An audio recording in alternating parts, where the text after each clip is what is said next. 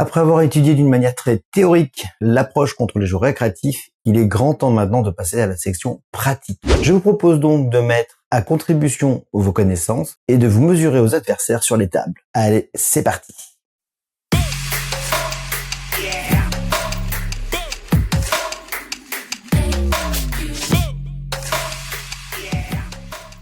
Bonjour à tous et bienvenue sur CLML Poker, la chaîne où nous écrasons les micro-limites. Je suis Romain et je suis ravi de vous retrouver pour un nouvel épisode dans notre aventure pokeristique. Après avoir vu d'une manière très théorique, très posée et très exhaustive la manière d'approcher le jeu contre les récréatifs, je vous rappelle que la vidéo est ici. Il est grand temps d'aller se mesurer à nos adversaires sur les tables. Voir d'une manière théorique comment nous les abordons, c'est une chose, les affronter, c'en est une autre. Nous voici donc sur une session de live play NL5 sur Winamax, en espérant que nous aurons beaucoup d'actions. Trêve de blabla, il est maintenant d'aller jouer. Bonjour à toutes et à tous, et nous voici donc partis sur une petite session de NL5, où on va essayer de mettre en œuvre tout ce qu'on a vu dans la partie théorique du jeu contre les récréatifs. Donc je viens de lancer la session, je connais pas trop le pool, et ce qui va permettre un petit peu d'essayer de travailler sur tous les fondamentaux qu'on a vu sur la partie théorique. Alors j'espère que cette vidéo vous plaira et qu'on va avoir un peu d'action et qu'on va pouvoir un petit peu utiliser les plays qu'on a vus dans la partie théorique. Allez, c'est parti. Table 3, on a un open à 4x, assez étonnant, je vais quand même call, c'est pas le standard. Puis là, un open 4x, puis bet 2, on a un flush draw, une paire, on est content de just call, pas envie de raise ici tout de suite et faire grossir le pot trop vite tant qu'on n'a pas touché. Et là, on va exploiter un premier leak de notre adversaire, c'est que vilain check. Cette flush qui rentre, donc là on va considérer qu'il n'a pas de flush, pas de top pair vraiment très bien kické, pas de gros jeu. On va pas pouvoir miser ultra cher. Et je vais faire un petit size à mi-pot en fait, parce que faut trouver des mains à coller. Et il n'y en a pas tant que ça en vrai, donc on va devoir descendre un petit peu le sizing du coup et essayer de se faire call. Ça sert à rien de miser trop cher hein, ici. Donc première main plutôt intéressante, on a une petite lecture de range. Et c'est plutôt pas mal. Bon, 4x, ça a l'air d'être le standard de notre adversaire. Donc déjà, je vous rappelle une chose très importante. Quand notre adversaire fait des plays qui sont pas académiques, on va tout de suite le taguer. Et pour moi, c'est le jaune. Et on va s'empresser 2-3 bêtes. Et un peu plus cher du coup, puisqu'on a dame-dame. Ce joueur récréatif qui open 4x, qui a l'air d'être son standard. Voilà, très important ici, notre adversaire. On va donc le taguer en jaune récréatif. Il y en a une première note à prendre qui est importante. Ça, je le dis tout le temps, mais c'est important. Que l'open standard est à 4x. Comme ça, on sait que notre adversaire ne dévie pas en sizant plus cher avec des bonnes mains et réduit avec des mauvaises mains. Donc du coup, c'est plutôt intéressant d'avoir ce read. Valet dame off, on va open évidemment. Vilain donc bet et donc bet pot. On a open handed ici, on est hors cote, mais je vais call parce que je sais que de une, si je touche, je déstack mon adversaire. Et je vais rentabiliser du coup mon call. Et de 2, je peux encore faire entrer le joueur qui est encore à parler. Et ce qui me permettra d'avoir une largement bonne cote pour pouvoir call. On touche notre valet. Bon, cette fois-ci, on a touché top pair. On est face à un récréatif.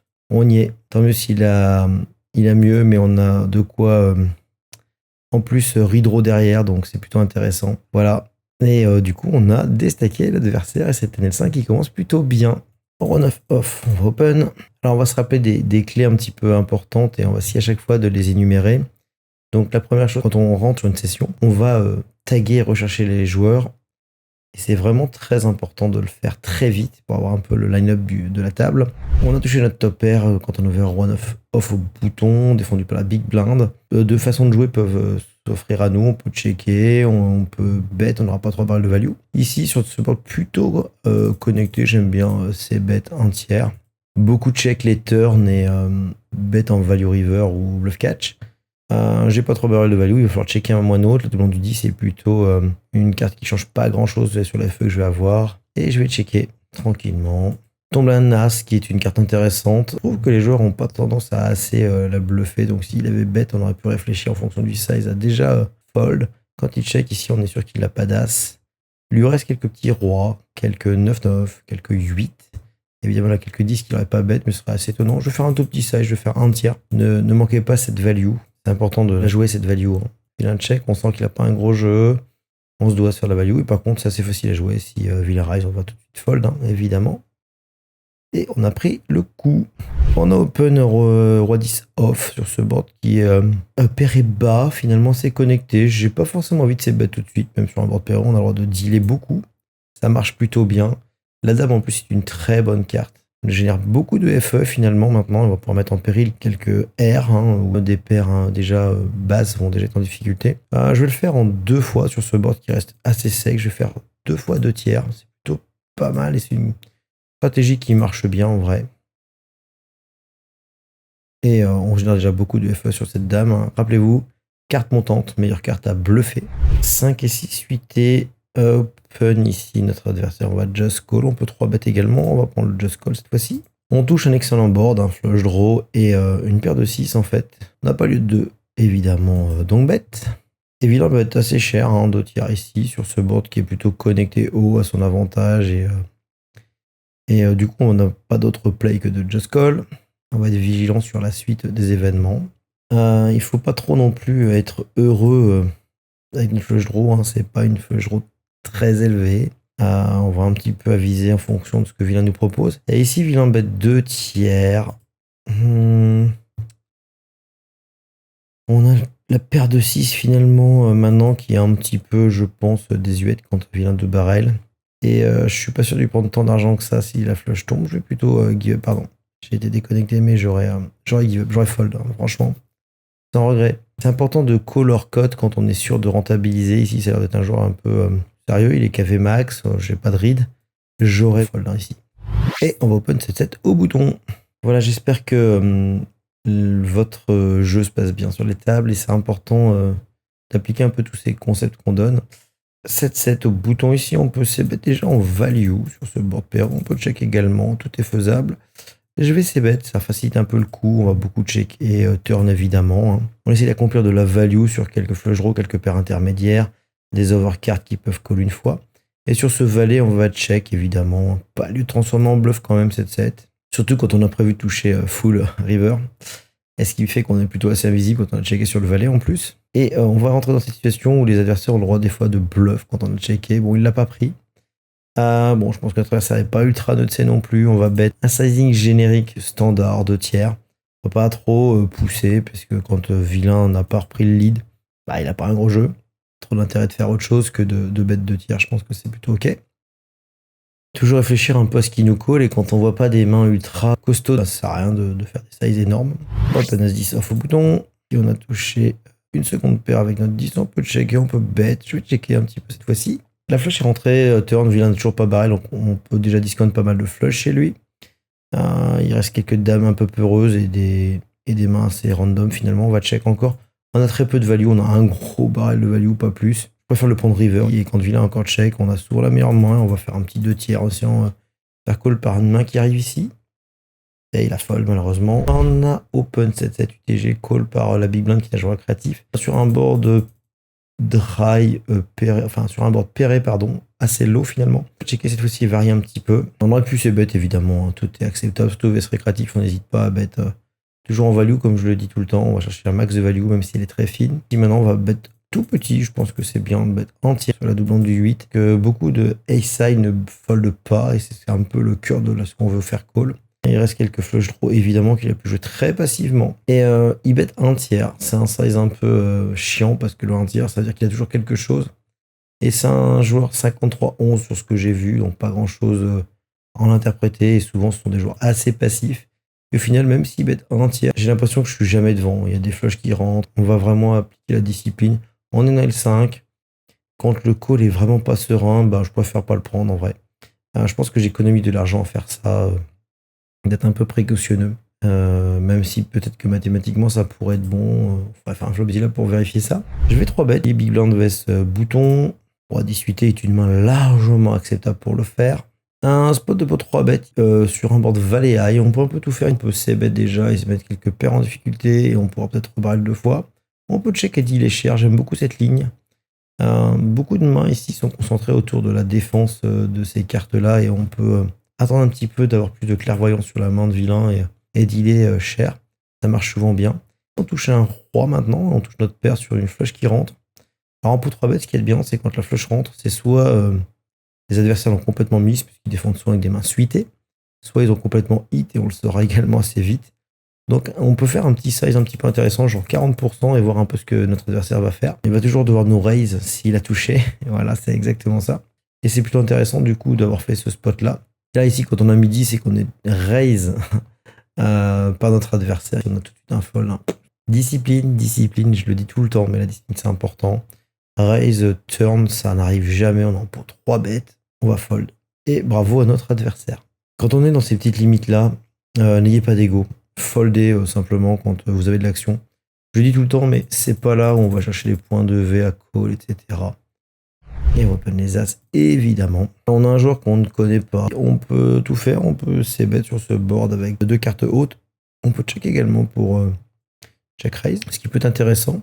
Mais on va prendre la line standard et on va c-bet ici entière. Et on peut faire call quelques mains déjà. La doublante du valet va permettre de locker le board en fait. Soit notre adversaire a touché un valet à trips, soit notre adversaire a une seconde paire finalement et ça va locker un peu l'action. Je vais 2 barrels et je pense que vilain a le droit de nous raise assez souvent s'il a touché un valet et fold, tant pis.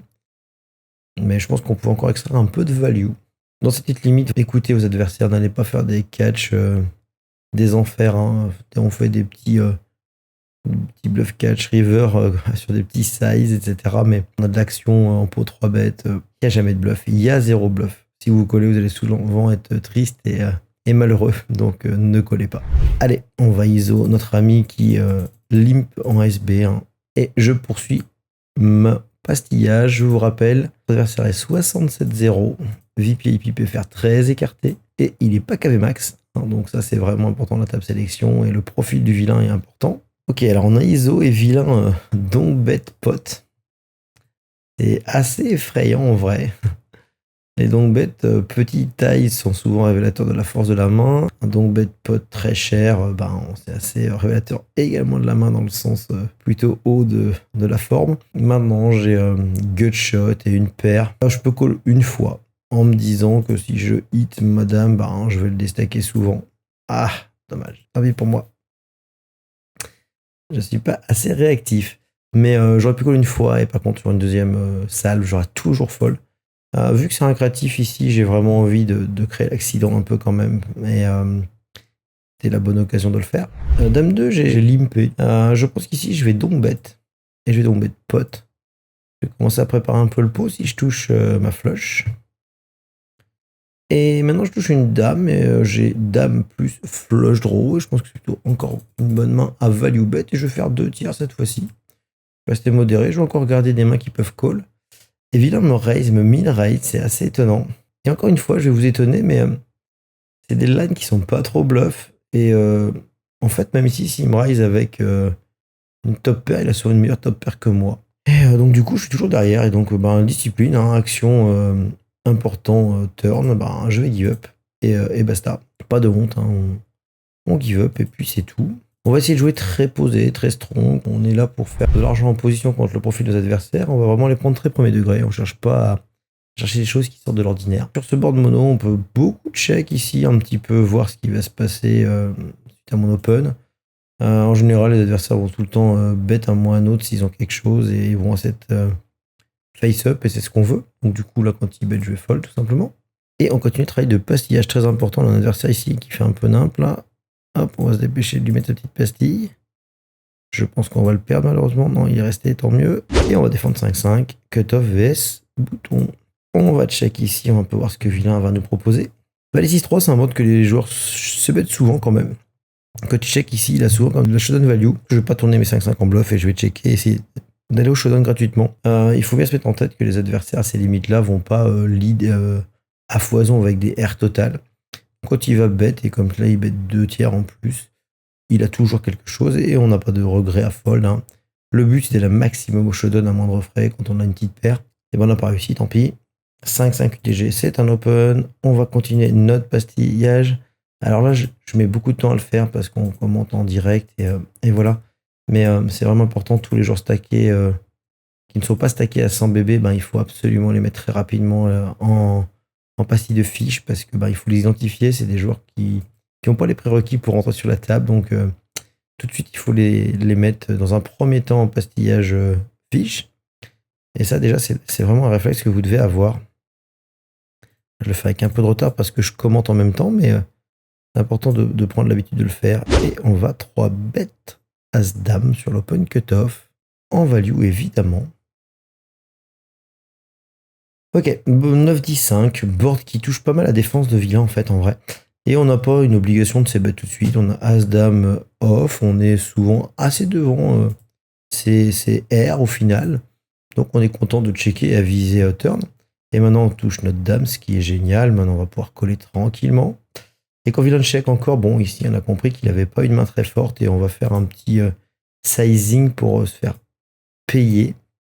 Alors on va faire payer quelques paires quand même qui arrivent ici encore, des 10x, des 9x, des flush draws évidemment. Et on peut pas non plus faire trop cher quand il a checké 2 fois. On peut pas non plus faire un sizing trop déconnant. On va être très premier degré. Hein. Ok, spot intéressant, open bouton, call SB, j'ai squeeze, d'accord, à 15, min raise et call par récréatif. Alors moi, j'ai plus rien à faire ici. Je vous annonce que déjà, le joueur qui a ici raise, enfin 4 bêtes mon squeeze, pardon, est sûrement ultra de ses. Les tapis volent, on va voir un peu la fin de la main, mais je pense qu'il y a des gros jeux en face.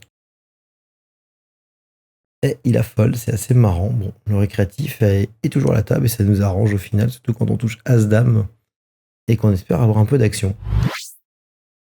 Donc voilà, jouez votre jeu, soyez très attentifs aux actions des adversaires et ça devrait bien se passer et surtout ayez beaucoup de discipline. Alors oui, je fold beaucoup, hein, j'avoue. Il y a sûrement des calls qui devraient se faire plus haut. Mais ici, on en est le 5. On a juste envie de jouer en value nos adversaires. Je vous le dis et redis. On fait les petits bluffs qui vont bien, les petits bluff catch qui vont bien, mais on joue en value principalement. On se prend pas le chou, on monte une bankroll et c'est important. Ok, concept important dans un 52-7. On a 3 bêtes, il y a call. Là, par contre, maintenant, avec notre As-Dame, on a touché les top pairs et presque un des meilleurs kickers. Je vais size up un peu. Au lieu de faire 33, je vais faire 40% et je vais un petit peu bet un petit peu plus cher à chaque fois de ce que j'aurais pu faire. Ok, notre ami raise, c'est assez étonnant. Franchement, c'est très étonnant et c'est un clic. Je vais call une fois parce qu'il l'a fait pas mal de fois au final de ce qu'on a vu et donc soyez très attentifs au play de vos adversaires. C'est important quand même de mémoriser un peu les actions de chacun. Et si par contre il donne beaucoup d'actions encore et encore et encore, bah, on devra fold tout simplement. Je suis surpris là de son bet. Je vais encore call une fois. Et maintenant, on va le laisser bet. On a touché double paire en plus, c'est génial. On va voir un peu ce qu'il a. Bon, il a checké, c'est étonnant. J'aurais cru qu'il aurait mis le 3e. Ok. Donc là, c'est important. Je ne vais pas le faire en live parce que c'est pas le but de la vidéo et on en fera sûrement une là-dessus à l'occasion. Mais là, il faut prendre une note. Très important. Vous voyez, hein, on est tombé sur un joueur qui a fait des choses un peu atypiques, qui était un peu agressif dans des spots un peu particuliers. Si on revoit un peu la main rapidement, notre adversaire a quand même raid avec roi valet. Hein. Donc voilà, c'est intéressant. Et donc, il y a des notes à prendre, hein, que c'est un joueur assez agressif. Et du coup, bah, vous avez vu que j'avais déjà observé ça une fois ou deux sur les orbites d'avant, je me suis quand même parlé de ça. Alors, on va défendre 7-7 ici, SB vs UTG. Et quand on touche un board As-8 valet bicolore, pas le board qu'on espérait, on va juste give up à la moindre action. Et on va tout simplement fold sur ce bet un tiers. Donc voilà, vraiment, ce qui est important dans la danse, ce qui est important à retenir, c'est d'avoir pas mal de parcimonie en fait dans le jeu. C'est de savoir agresser jusqu'à un bon moment, de savoir se sauver rapidement et d'avoir la notion de quand les spots sont pas bluff, de quand les spots sont bluff. Et vraiment, ça vous permettra d'acquérir une bonne discipline et une bonne expérience aussi, hein, très important. Hop. Alors, on va mettre ça en place. Et on a As-Dame suité. On a eu que des limps. Alors là, je vous raconte pas, on a une sacrée table de joueurs créatifs. Alors, j'essaie de vous faire vivre un peu comment je joue l'action, moi, à chaque fois que je joue. Alors, ce qui est important à retenir là-dedans, c'est dans un premier temps, je vais taguer rapidement en jaune les joueurs que j'admets récréatifs. D'accord ? C'est le tag standard, en fait. Et à chaque fois, je me dis, ben, le joueur il a fait une action un peu bizarre, je l'ai vu une fois, je mets récréatif. Plus les stats vont s'affiner, plus je vais améliorer mon pastillage. Alors je termine juste là-dessus. Vilain a donc une fois, j'ai call et il a check sur le roi. Je pense que je vais essayer de bluff cette main en vrai. Et du coup je vais faire un bet pot. Alors je l'explique pourquoi je fais ça, parce qu'il y a eu un check dans la main, voire deux je crois même de mémoire. Et Vilain a annoncé de la faiblesse, et ça c'est un truc que je vous lis tout le temps. Interprétez premier degré vos adversaires. Il check, pour moi il a pas un gros jeu, du coup je bluffe sur cette main qui n'a aucune showdown value. On va 3 bêtes à 5 suité, c'est un joueur régulier. À 2-1 sur un des spots, on va beaucoup faire fold, 3 bêtes. Les joueurs overfold, donc on en profite. Et donc typiquement ici, ce qu'on peut observer, c'est que j'ai un joueur qui est 55-9 par exemple, donc un gros écart entre le VPIP et le PFR, on en parle souvent.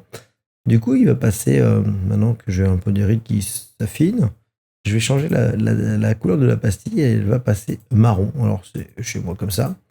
Et c'est joueurs que du coup je vais traquer sur les tables, ça va être vraiment mes cibles en fait. Et voilà, et ça fait un peu le distinguo entre le récréatif standard et le fiche international que je veux jouer. Là, hop, et cette fois-ci il passe en marron, d'accord. Donc ça c'est une méthode qui est très importante à avoir. Chacun maintenant fera la sienne comme il bon lui semble. Moi j'aime bien taguer très vite et ensuite affiner. Donc en fait je vais revoir au fur et à mesure du jeu les adversaires et je vais les taguer différemment. Ok, table 1, j'ai un pot limpeux, j'ai décidé de limp avec 10-3 suité, j'aurais pu ISO également, tout se défend. J'aime beaucoup limp et ensuite abuser sur les checks des adversaires. On a flush, on en a parlé, on va size up, ici on a flush, on va bet cher. Et s'il y a un raise, on va quand même réfléchir à reconsidérer la force de notre main parce que c'est pas dans la philosophie des joueurs de raise sur les pots qui augmentent. Validité SB VSBB. On va open également et voir un peu ce que nous propose notre adversaire. On touche un flush draw avec des overcards. On peut un petit peu mixer la stratégie. C'est bien de toujours réfléchir à notre range de check quand on est SB VSBB. Bet c'est bien, mais réfléchir un peu à notre range de check et de défense est important. Parce qu'on se fait vite cramer si on s'est bet trop. Et là, je pense qu'avec 2 overcards à ce board très connecté, je vais check raise. On préfère avoir As-Valet. 2 overcards à ce board, ça donne pas mal d'équité en vrai. C'est plutôt bien de check raise un peu. On va pouvoir s'appuyer sur énormément de cartes turn pour bet. J'ai ISO table 1, notre joueur récréatif qui est un 41-5 et on frappe un merveilleux brelan sur un board pairé qui reste encore un peu connecté. Et du coup, on va les préceptes qu'on a vus dans la partie théorique et on va size up, on est en value, on va bet cher. Vous connaissez la chanson.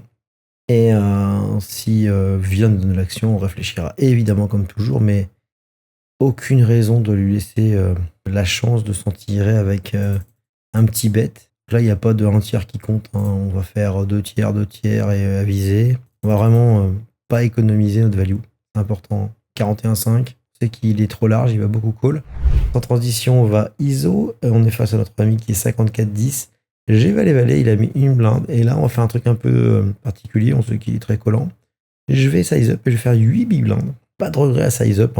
Vraiment, on cherche à extraire un maximum de value sur l'ISO cher. Alors, board SI, c'est un board où ici, on peut tout faire en vrai. On peut c'est bête tout de suite. Et on va générer beaucoup de FE, mais on peut avoir quelques calls et check. On peut check et dealer, on peut un peu tout faire. On a un joueur ici qui est assez collant, je pense, on l'a vu. Je vais essayer tout de suite, je prends cette option-là. Essayer de faire call des flush draw, des paires encore dominées. Et par contre, maintenant, quand la flush est complétée et que Vilain en plus relide maintenant, même si c'est qu'un tiers, je vais tout en fold. On a fait un plan et il s'est pas déroulé comme on voulait. On abandonne. Anticipez vos coups. Et on va 3 bêtes valet sur notre ami récréatif. Bon, beaucoup d'actions, c'est cool, ça s'enchaîne, c'est plutôt sympa. Alors, notre ami 43-4 à call ici sur le 3 bet. Board très sec, roi de 9 off. Il a une multitude de paires qui vont call au moins une fois et je vais essayer de bet tout de suite, du coup, 1 tiers. Si je peux faire coller 10-10, si je peux faire coller 8-8, si je peux faire coller As-9, je suis content, tout simplement. Maintenant, je suis pas sûr que ces mains que j'ai citées vont call une deuxième fois et du coup, je vais plutôt check tranquillement pour aller showdown. C'est un 43-4, joueur très passif. J'ai pas d'intérêt à bet pour l'instant. Et je vais plutôt essayer d'aller tranquillement showdown. Et je pense pas qu'il bet moins bien que moi en fait. C'est ça l'avantage. Jamais il me fait un bet moins bon que le mien. Et ici, quand il bet 21 dans 32, Et ben clairement, c'est ce que je venais d'expliquer. Je pense pas que 10-10 bête de lui-même cette main-là. Ce sizing-là, je pense pas que 7-7 bête. Maintenant, 8-8 a fait en plus brelan. Donc, du coup, on va tout simplement fold. Hein. On a 3 bêtes. On a bête pour la value. Ça n'a pas marché, on va fold. Certes, overfold. Mais vu que le field over value il ne bluffe pas, bah on n'a pas d'intérêt. Soyez sérieux avec ça. Hein. Folder, c'est important. On open as-10 off. On est call par notre adversaire, notre ami qui redonk bet mi-pot. On va continuer à le punir à le raise. Là, il call. Alors, quand il call, il a quand même quelques flush draws, là, des 10x quand même. Il a des paires qui peuvent encore call. Maintenant, quand la flush tombe, j'ai pas lieu de bet non plus. Hein. Il faut pas non plus abuser. Et là, quand il check, on sait qu'il a jamais une flush. Maintenant, j'ai peur de pas trouver de value par contre. Là, même si c'est un 54-9, ça fait très peur hein, ce board et on va check tranquillement. Oh, là, nous a ultra trap. Oui, c'est génial parce que c'est un joueur très passif au final. Il a mis 0 action, mais il nous a bien eu. On a pu avoir pas mal de concepts au final. Hein. La top sélection, un peu la value un peu plus sin, la value grasse quand on touche, la lecture de notre adversaire. La lecture d'ailleurs dans les deux sens, hein. Dans les cas où on peut bluff et dans les cas où on doit vraiment fold. C'est plutôt bien. Pas eu de spot de bluff catch encore pour le moment. Peut-être qu'on en aura, peut-être qu'on n'en aura pas. Tous ces concepts qu'on a déroulés dans la partie théorique. Et puis surtout, vous inculquez un peu l'état d'esprit quand on joue en NL5. Comment on doit aborder cette limite. Vous voyez, on se fait pas mal. Hein, et ça devrait bien se passer. Alors, je vais faire quelque chose un peu archaïque, mais c'est important de savoir pourquoi on le fait. On a des joueurs derrière nous qui 3-bettent pas. Et on a 2 joueurs ici plutôt récréatifs et on est content d'aller créer un peu l'accident. Et je vais call. C'est pas écrit dans la règle internationale du poker qu'on n'a pas le droit d'overcall de temps en temps. Et je trouve que le spot s'y prête bien. Quand le line-up s'y présente, on a un joueur régulier, un fiche qui call. Bah pourquoi pas overcall quand on a très peu de chances d'être puni derrière nous. Bon, c'est le moment en général où on se fait punir et voilà. Mais typiquement, bah, on est content de toucher ce genre de main quand on a fait ça. Qu'on a la meilleure des mains pour pouvoir se défendre et c'est parfait quoi. Du coup ici on n'a pas trop lieu de raise évidemment, on a une paire donc on a déjà de quoi pouvoir call tranquillement en plus de flush draw, loin d'être tout nu, avoir un petit peu la suite des actions. Notre ami a un pourcentage de long bet assez énorme. Donc du haut de notre seconde paire, notre flush draw ici on va tout le temps call, surtout sur un bet mi-pot. Hein. Mi-pot on sait que ça représente jamais une force absolue. Et là, quand il y a un check de vilain, bon, on a toujours la meilleure main. Maintenant, qu'est-ce qu'on va pouvoir faire call? C'est un peu plus délicat. On va target des mains assez basses et j'ai peur que finalement, il les paye pas.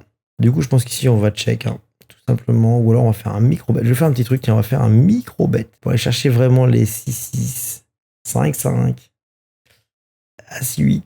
C'est malin. Réfléchir un peu comme ça. Et en plus, ça induce, c'est-à-dire que si vilain a un gros jeu, il va devoir raise. Et voilà, on a fait payer Dame 6 suité. Donc très bien. Donc vous voyez, j'allais me précipiter, puis on réfléchit, on réévalue. Et c'est important, la preuve, ben, après mon deuxième faking, ben, ouais, il y avait quand même des mains à aller chercher. Donc rappelez-vous de ce concept très important. On a un plan et on le réévalue à chaque fois quand même. Allez, roi, touche des belles mains, en plus, c'est cool. Et sur ce board A6-8, board bicolore avec Ace High, on peut check call, on peut c-bet déjà. Je vais prendre l'option c-bet entière parce que je suis content de faire coller encore quelques petites mains qui peuvent encore traîner par-ci par-là. Non value, donc on en profite.